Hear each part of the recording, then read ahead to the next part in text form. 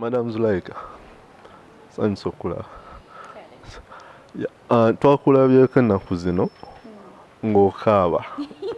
Wakaabye n'oga abantu bwe mbadde mulinamu essuubi, abantu bamwe bwe mbadde mwesiga mu struggle babavuddemu. Kati ffe abantu abali eno wansi tukitwala tutya? Tukitwale nti struggle ekuzitooweredde, oyagala struggle ezitoye ennyo kati oyagala kugivaamu.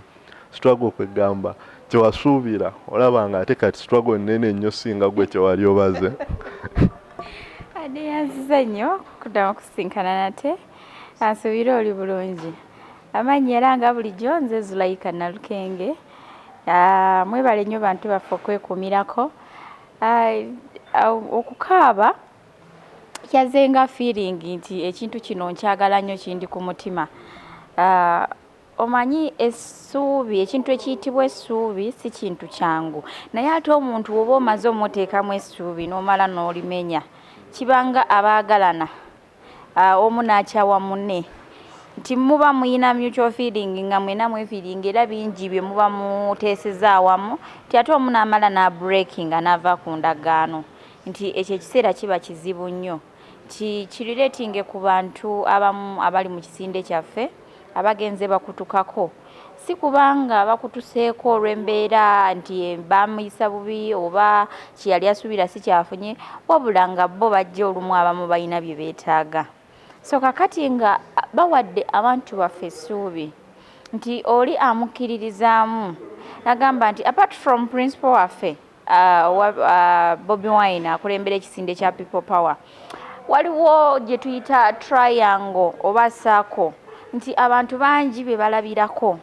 Kati abantu ng'abo bwe bavaayo ne bajja ne batulaga nti ekisinde bakivuddemu, ate nti sayidi eri gye tulwanyisa ekulembedde obubi bannayuganda, batulaga nti be babaguze ate gye bazze, tekitusobola kutuyisa bubi ffe ngaffe abateekayo obudde bwaffe, abataddeyo omutima gwaffe, abaagala ensi yaffe Uganda. Nti waliwo abantu abamu be bazze ne balaba babategedde kati, naye ate waliwo yagala abantu bakitegeere nti waliwo abantu ensi be badde ejja eraba beyeenyumirizaamu olw'ebikolwa bye bakola, olw'ennyimba ze bayimba, olwa activism zaabwe, nti omuntu trust tagimuwadde kati ayina jjajje agijja n'agenda ng'agattako, nti kati essaawa entuufu omanyi buli kimu kibaako essaawa yakyo, nti kati essaawa entuufu etuuse eno eya Honorable Kyagulanyi nga abantu basisimuse bawawamuse bonna gye babadde bali, ate ne bamala gakola kigamenya emitima gy'abantu bwe batyo. Kale okukaaba kwange kwabadde kwakwagala nga mpulira sigamba nti struggle enzitooweredde, naye nga ndaba abantu baffe bamenyeddwa emitima, ate nga tunaatera okutuuka ku kigendererwa. Okiraba nti abaawukana ku mugendo, Omuganda bayita kaasa, bayitiridde obungi kye tutamanyi kigendererwa kyabwe, naye nga tetulina kuva ku mulamwa ffe abategeeza kye tutegeeza. Abantu kye balina okumanya, eno struggle si ya muntu ssekinnoomu, eno struggle yaffe bannayuganda, eno struggle si yange Zulaika, eno struggle si ya Honorable Kyagulanyi yekka ng'omuntu, eno struggle yaffe ffenna bannayuganda, ekinkwatako kikwatako n'oli kimukwatako. So kakati saagala era bannayuganda baggwemu maanyi olw'okuba waliwo abaawukana ku mugendo, kubanga gwe kyoyagala sooli kubeera ekyo ky'omwagaza, wabula kyoyagala Uganda yo kutereera. So kitegeeza oba oli avudde ku mugendo oba akoze eki kyonna kyonna ekisabotaginga ne struggle, gweremerako kubanga ensi yiyo naawe era ekirungi okyetaaga, era Uganda oyagala eve mu buwambe bwerimu. Madam Zulaika, obusungu olina bungi naye ojja kunsonyiwa, mbadde sinaba nakweyanjulira batulaba. Omulungi andaba amannya Damba Eric omuweereza wano ku muno. Olunaku lwa leero tuzze tusinkanye omukyala Zulaika Nalukenge. Omukyala abadde nga bwatubuulidde kintu kyokka aba yabadde feeling kintu kino akifiiringa, naye tugenda kwogera naye ku nsonga nyingi. Saba tuddeyo omukyala ono atubuulire kuba tugambye atunyonnyola ekintu kino eno ddala struggle ekyagenda mu maaso oba struggle bo ng'aba people power ebalemeredde bagenda kivaamu. Struggle ekyagenda mu maaso era egendera ddala maaso. Nyina omukutu ogumu gwe nabaddeko omuntu omu ne bamubuuza people power kyeki era struggle kyeki, nti abantu baconfusinga ebintu ebyo tebabitegeera. Oli tuli mu struggle ndi mu struggle waliwo eyaŋŋamba nti it is a bit funny naye namugamba bannange tetusobola kugenda ku koneetu having a fun tugenda out ne tunyumyamuko ne you know why struggle tuba tuleke obudde tetukyabuyina okiraba nti kati abamu ekigambo struggle bakikozesa mu versions ez'enjawulo. So people power abantu singa banakitegeera bulungi abantu baffe bagenda kutegeera kyetutegeeza nti ekigambo struggle kigambo kya luzungu ekitategeeza nti no ekitegeeza ekintu kyogenda okuyitamu ng'okola naye nga si kyaddembe oba nga toli mu biseera byo. Ekigambo struggle kitegeeza nti ekintu olina okustrugglinga okufana kuwona okufuna kikyoyagala okitegeera si kigambo kyangu nti otambula lugendo kasoobo. Struggle kitegeeza mulimu ebintu byogenda osiŋŋaanamu obuwonvu n'obuko kati obuwonvu obumu bwe tuli okusiŋŋaana mu struggle eno be bantu baffe abagulibwa ne batwawukanako zempawo ezikubibwa zentalo ze tulaba mu bantu baffe nti ogenda kwekanga nti n'ebintu ebiri okuhappeninga mu different parties ez'enjawulo abantu abamu nga bali mu people power naye nga balina parties gye bava nti for example DPF DC nti balina empawa obudde buno ezigenda maaso naye ng'era ziriratinga ku struggle gye tulimu kuba kati right now tulaba nti DP erina entalo zeerimu nga abamu batrying okugamba nti President Maute yeesimbawo kubanga already ba-identifying adda candidate owa opposition Bobi Wine nga naye atryinga kugamba nze mbadde party president ngenda ku standinga kati nga bano abeegatta ku struggle njagala ndireetinga ku kigambo struggle kuba abantu baffe abamu tebakitegeera abeegatta ku struggle bagamba nedda kyo kikyamu ffenna tufune eddoboozi eryawamu tufune candidate omu tusobole okumegga ono omusajja atulemeddeko ebbanga lino lyonna nti era okiraba nti ekyo kya struggle entalo ezo zonna zizzeerwa struggle tugambye nti struggling oyita mu bulamu obutagenda kuba bulungi naye ng'olina kyoyagala ekyamaanyi nti byonna byonna olina okukola ki okubigumira. So nga nzidira ku kyewambuuziza twagala bukulembeze bwa ggwanga twagala nsi yaffe ebeere bulungi twagala ffe Abannayuganda tufune eddembe mu nsi yaffe twagala tubeere ne equal rights oba olina ennyindo mpanvu oba tolina nnyindo mpanvu. Juzi twalabye abaana b'e Makerere nga bali ku streets nga beekalakaasa okw'eddembe naye nga balina ebipande ebiwandiikiddwako ebintu eby'enjawulo nga babuuza ekibuuzo what is next. Omu nateekako I am not Natasha, I am not Natukunda, I am Namubiru n'afuna omulimo okitegeera nti balina kye balaba nti abantu abamu baba favoringa olw'amannya gaabwe oba olw'enkula yaabwe nti abalala ne bakola ki ne babasosola kati babuuza kiki ekigenda maaso what next ki ekiddako oba okiraba. So Bannayuganda struggle tesobola kutulemerera kubanga yaffe Bannayuganda era nnyongera okubagamba nti ensi yaffe Bannayuganda ekukwatako nange enkwatako. Abava ku mugendo gw'oyinza obutabawa nnyo birowoozo byo kubanga balina ebyabo bosanga bye baayagala naye gwe omutima gwo guli luddawa. Saagala ogwemu maanyi lw'okuba waliwo abantu abagenze bakola ebintu eby'enjawulo nga batumalamu amaanyi. Ani akumalamu amaanyi? Kitegeeza gwe olimu okugamba nti struggle ya muntu weekuusiza ku muntu ate kyentegeeza abantu nti si ya muntu yaffe ffenna. Oli waba avuddeko gwe genda maaso tandika okolewo ekikyo yongera okolemu kola ekikyo ekyo ky'obadde okola ekigenda okutwala Uganda yaffe maaso tufune obuwanguzi mu 2021 nga Honorable Robert Kyagulanyi mukulembeze wa Uganda. Tetufuddeeyo ku biki bye boogera nti ffe oyo twamusooka mu byobufuzi era tumusinga obumanyirivu nedda. Kino ekintu kirimu okuba nti ani gwe baagadde waliwo ebigenda maaso nga bigambibwa nti atali usimanya munnamagye atalwana mundu tasobola kulembera Uganda eno. Abaffe bwe mpozinga ekibuuzo kyange, America yensi ekyasinze okuba buli nsi yonna yeegomba America era yeekulira semawanga yonna zonna. Abakulembeze ababiri abazze baddiŋŋanako Obama Trump bannamagye oba bammeeje oba basooka kulwana bantu ba bulijjo abajja ne boogera bye boogera ne bawa kiki bagenda okukolera ensi abantu ne babaagala. The same applies to Honorable Kyagulanyi. Ensi emwagadde olw'okuba ebyo byavuddeyo n'ayogera n'agamba ensi tekimataringa oba yakwata ku mundu batagikwatangako ffe bannayuganda gwe twagadde. Madam Zulaika, waliwo ebigambibwa nti abantu bano eno bwe mugambye nti babamazeemu essuubi. Abantu abo waliyo abantu ng'omuntu ono ye awagira people power naye nga yajja mu people power olwa abantu bano eno ate abagenze nga bakutuka ku struggle.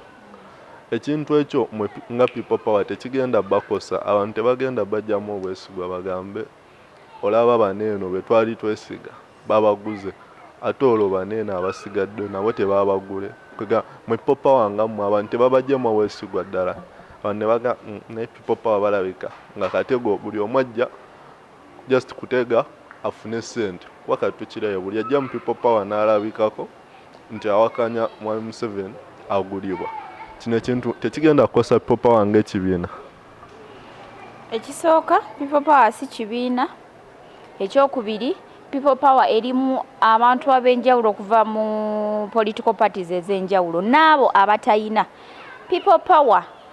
After abantu okurealizinga nti ebibiina by'obufuzi ebya opposition biremeddwa okuwangula ate nga abantu bayagala okujjako gavumenti eriko for a long time, but ebibiina bino bibaddewo for this long nga tebifuna buwanguzi, omugezigezi n'avaayo ne vision ye n'ateekawo people power ekitali kibiina wabula people power ekitegeeza nti amaanyi g'abantu ffe enze naawe n'oli nti ali mu DP ajja ali mu FDC ali mu NRM atalina kibiina owa UPC owa Jema n'ebibiina by'obufuzi ebirala ffenna ne twegatta wamu nga people bwe twegatta wamu gemaanyi gaffe ffenna. So abantu abagenda okutajetinga gavumenti people power mulemeddwa. Ebibiina by'obufuzi bino bibaddewo obudde buno bwonna nga tebituka ku buwanguzi. People power tena lastinga na myaka 5 wegiti tukyali just bapya mu system naye nga tuvudde mu political parties ez'enjawulo just okujjawo kiri kye baali bakoze ekibamanyiza amaaso nti ebibiina bino opposition tebiwangula ne we tulonda obululu bwaffe bufiira bwereere katumale tulonde kiri ekiwangula dinejjengolize okuzamba na Uganda amaanyi abo abaali baggwamu amaanyi nti oba oliawo opposition tewangula. Muleke okulaba people power ng'ekibiina mutegeere ebintu bino. Muleke okulaba people power mugiteekemu kyeŋŋambe kiri nti abantu baleke kulaba people power nga owning ba individuals.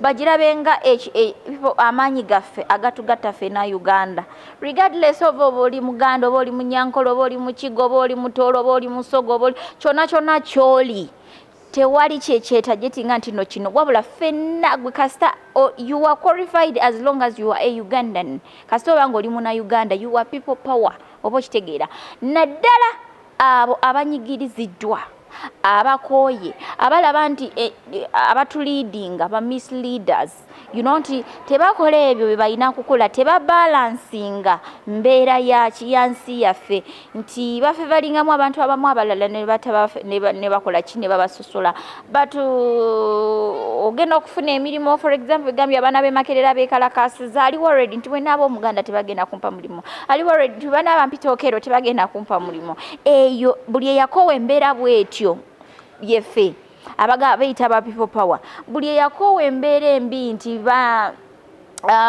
naagenda mu ddwaliro okitegeera bagenda kumbuuza ebibuuzo ABC so batebagenda kunfaako nti amasomero bwegatinzi tebajja kunteekayo olwese nti okunyigiriza okugjawo layini nti waliwo abagagga waliwo abaavu waliwo ki ensi yaffe okubanga ddala twesobola ffe ng'Abannayuganda ne watabaako abeesobola nga bo basobola okutwala abaana baabwe ebweru oba basobola okutwala bakyala baabwe ebweru ne bazaalira eyo nga Omunnayuganda owa wano alondera ddala omuntu yaali enaafa n'eddwaliro gy'agenda lye bayita erya gavumenti temuli ddagala aze omusawo n'amugamba mpa omutwalo n'amugamba taguyina n'amulekawo n'agenda n'afa ne batamunenya na kumunenya olw'okulaga jjalira omulwadde ono ne babateeka abaana mu masomero ge bayita aga gavumenti ne basoma bubi emyaka n'emyaka ne giggwako nga tebafunyeeyo classes bbiri ezisooka kubanga we tugenda ku university tulaba nti balina obubonero bwe batuwala kiva eno wansi omwana system eva eno wansi kati anatuuka atya ku university ng'agudde ne batamukiriza kusoma ye neyagalira tine nga kivudde eno gavumenti egamba etaddewo abasomesa bataddeyo tebasasula nabo beekyaye abazadde tebalina ssente ebintu ebyenjawulo buli eyakoowa embeera eyo embi yonna bwetyo ye people power so kakati nzireetinga ku kyombuuzizza nti people power biki abantu tebagwa mu maanyi oba biki bikutulemeredde nti people power yenze yegwe yooli kitegeeza bwe muggwamu amaanyi Uganda nammwe muba mukolezi mugire bakiyita kitya you have failed your own country mu Luganda nti naawe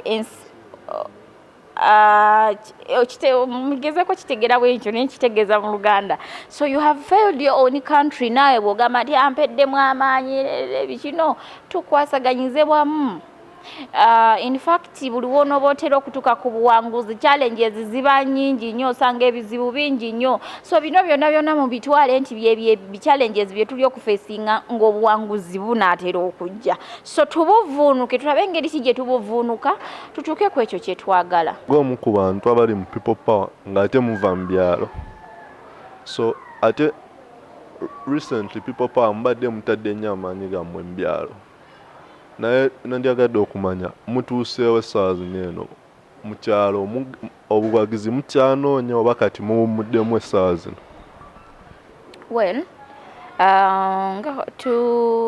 tetusobola kuwummula kubanga tetulina budde kuba nsuubirawo nga mu Gw'omusanvu mu Gw'omunaana nominations zigenda kuba zitandika buli muntu akaseera kagenda kuba kakayisa nnyo ate ng'ebiseera ebisinga period ya nominations abantu omuntu otegeerera nti oyina mwaka oba toyina so kakati tetusobola kuwummula wadde tulina challenges nnyingi mu byalo nti NRM webaye nga yinayo candidate w'omukyalo bafubye nnyo okulaba nga bakwasaganya security eri mu kyalo okwo okuva kwagikulira ddiso nti buli wabeerayo activity yonna nga ya people power bangwa mangu ne bagisalako oba we bategeera enteekateeka yaayo nti egenda kubaawo bafuba engeri gye balaba nti tesobola kubaawo okitegeera so kati tunoonyeza ways ez'enjawulo apart from abantu ze baba bamanyi ne tubikola nga ensi tebimanyi naye abantu kye balina okuba nga bamanyi okuddamu amaanyi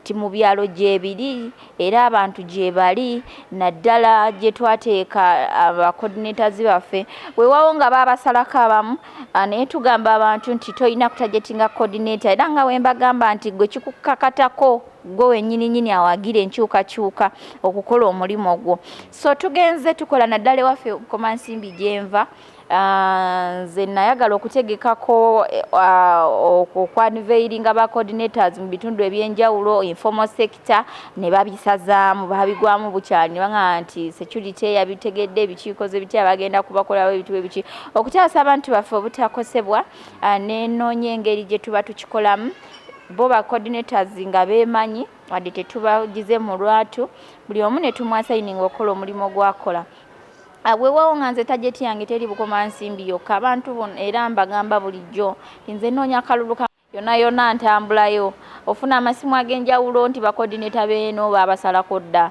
mutuyambe tukole ekirala n'ofuna engeri gy'okwatamu abantu abo ab'enjawulo olwaleero oli kati juzi nabadde esebeyi kimanyi tewali akimanyiko ekyo olulimi nalwo nga sirutegeera naye I tried okufuna abantu baayo abasobola okutranslatinga abantu beeyo ne twogerako n'abantu beeyo era enteekateeka zigenda maaso nti Abannayuganda muleke kuggwamu maanyi olw'ebintu bye mwamanyiira. Manyi nti omuntu oba omumanyiza ekintu wakati twabamanyiza okukolera mu kamera. Kati bwe balaba nga tewali kiri ku cameras balowooza oba tulagaye oba tuweddemu amawe tetukyakola. Nedda, Abannayuganda ndi bagamba nti mwategeera nti batuzoganya era babadde nga bakozesa lives zino ze tukola oba cameras okutegeera enteekateeka zaffe. So kati twakyusizza envubo ng'Omuganda wagamba nti enswa bw'ekyusa amaaso nga nawe okyusa envubo. So twatandiseewo enkola empya ey'obutateekawo kamera nga tubikolera mu kizikiza naye nga abantu baffe tubanyikiza enjiri. So kakati kyekyo mukiraba juzi we twali erila twabeeranga ku lives so baali bategeera nti tuli mu bifo webiti oba tuli biti ne bajja ne batuzoganya. Naye kati obudde buno twakagenda ne mu bifo by'otamanyi mbadde manyi twagenze Kesebe no nti kati twajjeewo enkola ya kamera nti ne lives okuba nga zigenda mu maaso okukwasaganya abantu baffe era ekyo kye tuliko. Temuggwamu maanyi, twakyusiza bukyusa nkola ya bintu nti tetukyakolera mu bintu mu kamera. Yes. Madam Zulaika, nga sinnabakkuta waliwo ekintu kati ekigenda mu maaso ensangi zino abantu bagamba people power kafuuse kadaala.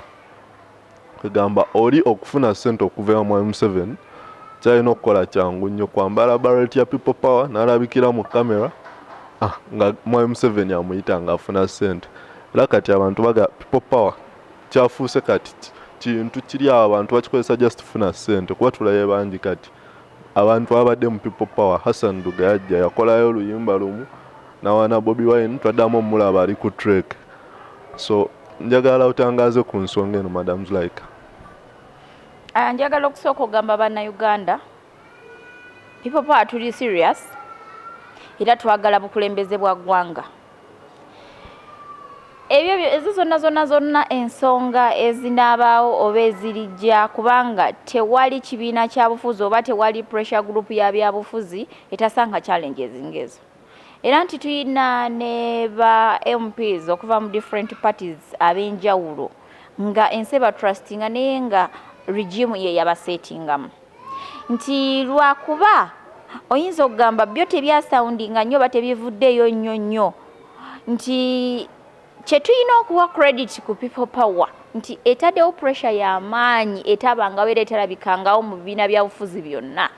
Kino yeba ensonga esooka okuzzaamu amaanyi gwe Munnayuganda ali eyandaba nti kino tuli kwalaali. Kubanga singa kabadde kazanya kagenda maaso ani yaliguliddwa?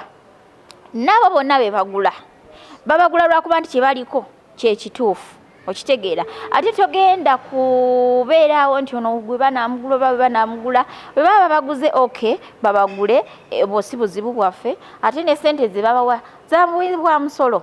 So bwe baba bali ku sente zaabwe bazirye kubanga zaabwe bazisasulira omusolo. Though nkankiddemu kino imponinga buli muntu yenna ajja okuzanyira ku mutima gw'Abannayuganda nga gwoze olw'ensonga zo oze oba bakugule oba oze wegendereze ku mitima wegendereze okuzanyira ku mutima gw'Abannayuganda nti obudde buno Uganda weeri Bannayuganda abo abakulusanyizibwa state gye balimu nti basobola bo bennyini okwekolera ekintu kubanga nti batuuse ku point nga buli muntu yenna abamazeemu amaanyi era yabamalamu essuubi naye obudde buno nga bafunye gwe balabanga omununuzi waabwe nojja nawe n'obazanyira ku mitima nti negase ku mugendera ndi wa people power n'omala n'obamalamu essuubi lyabwe.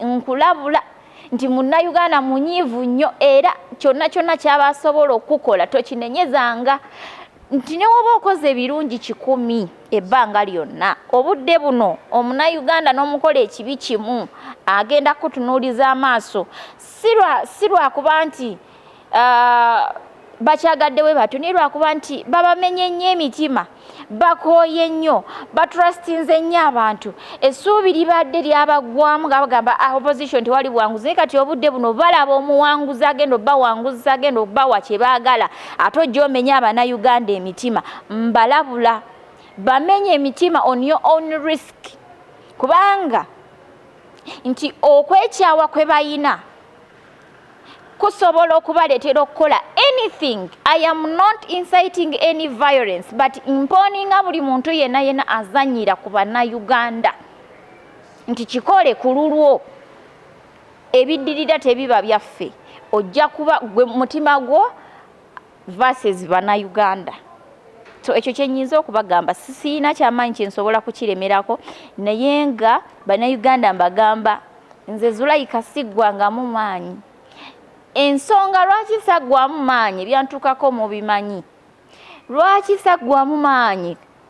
Kubanga eno Uganda yange, kubanga struggle sigiraba nga ya muntu sekinoomu, kubanga struggle njiraba nti yaffe ffenna bannayuganda.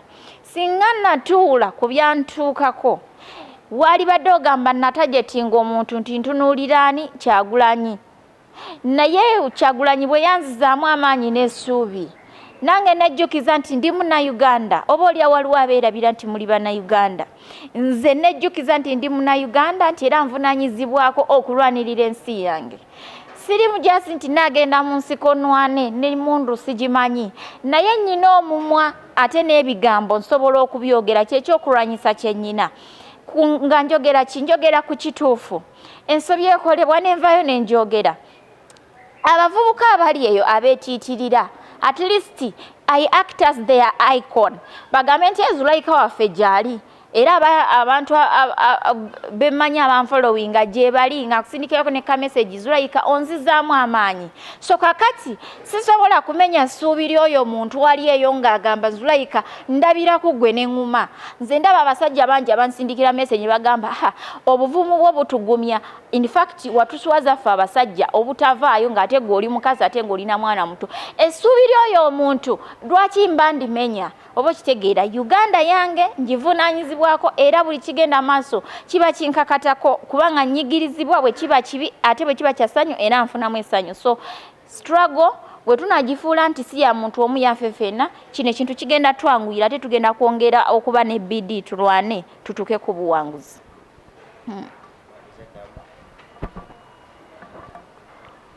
Yes, Madam Zulayika.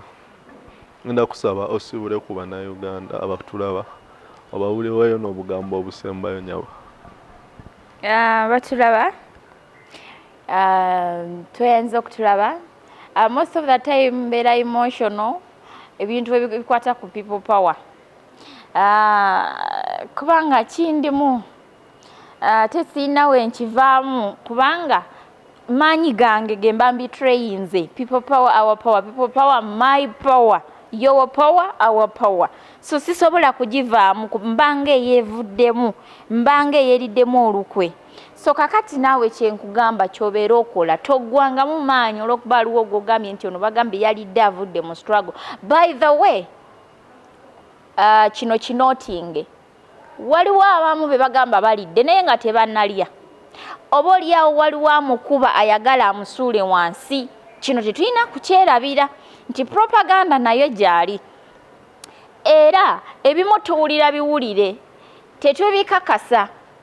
Abamu babasibako bisibe. Sijja kugamba nti oboono naye mmwe kye mulina okumanya nti nsobola okuba nga nnyina omuntu gwe saagala ne ntandikawo propaganda ne mbaako bempa obusente bakitambuze ku social media kitambule.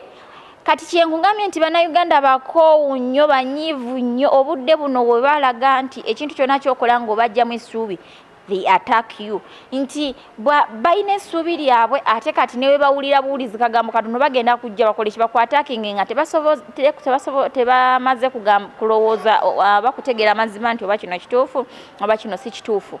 So kakati nze ngamba Bannayuganda struggle yaffe tugiowuninge tujeddiza abaali balowooza nti nno erina abantu beeriko tujeddize ffe nga ffe. Kisembayo nebaza naddala abantu abali mu informal sector ate mmwe kino ekintu mukikwasizza nnyo maanyi. Informal sector yonna gye muli kubanga mmwe musinga okuba abalonzi ate mmwe musinga okuba abawagizi. Weewaawo abantu babanyooma olwa field gye mulimu naye mmwe muli b'amaanyi era principal waffe abagamba nti muli bakabi kubanga mmwe mulonda era mmwe muvunaanyizibwako bino ebintu byonna. activities ez'enjawulo ezisinga okubaawo ze mulaba abantu ba informal sector bazirimu nnyo era twebaza omukulembeze wa informal sector chairman Nyanzi nti weebale nnyo weebalire ddala okuba nti gwe struggle wagitegeerera n'ogitwala mu maaso ogezezaako okwasaganya abantu bangi n'ojjayo ono n'ojjayo oli naye nga ebitagenda bulungi ebyo birina okubaawo so tolina bifokasingako nnyo ngamba bannayuganda tikati obudde buno si bwakufokasinga ku bantu ba people power kubanga already bo bakola ki bajoyininga dda people power kyeŋŋamba abantu bannayuganda mufokasinga ennyo kwabo abantu bemulaba nti si baffe mufokasinga ennyo ku bantu abo bemulaba aba NRM abali aba opposition naye nga tebannaba kujja ku ludda lwaffe kubanga betwetaaga batwegatteko already abali mu people power kati focus ebeere ntono kuba kati already ffe gye tuli so tusikirize bannaffe tugenda basikiriza tutya bagazise kola ebyo ebirungi byolaba nti bali babadde tebabikola weewale ekibi oli kyabadde akola gwe tulwanyisa ate nga nawe kyoddamu abavuma abantu mbagamba mulekeraawo okuvuma abantu kubanga tekiraga bugunjufu ate era bajja sigala batuyita amannya ag'enjawulo ge badde batuyita nga balowooza tetuli serious mubeere n'empisa people power tekkiririza mu mize mibi it is a non-violent pressure group eri political era nga egenda kubeera kwetutwala ku buwanguzi n'omukulembeze waffe Honorable Robert Kyagulanyi president yaddako oba tutya obukulembeze bugenda kukyuka so bwentyo bwenfundikidde mbagala nnyo Zulaika Naluking nze abaddewo leero ebale nnyo oyo yabadde omukyala Zulaika Naluking empyaddako Bukoma Nsimbi district abantu Bukoma Nsimbi mulabiranga ddala nenga ebigambo bibadde bingi nenga asaba bannayuganda temugwamu maanyi musigaleeko omuntu omu takujja ku kyoyagala omuntu omu bwagulibwa ate tekikujja gwe kukyokiririzaamu kubanga gundi bamuguze no kino ekintu struggle yaffe ffenna bagambye gi owning people power si ya muntu kinoomu obulayi abannayuganda bonna buli omu alina ki owning abalungi abandala sigenda kusuka waawo amanya nsigadde ndi Damba Eric ambasiibule mweraba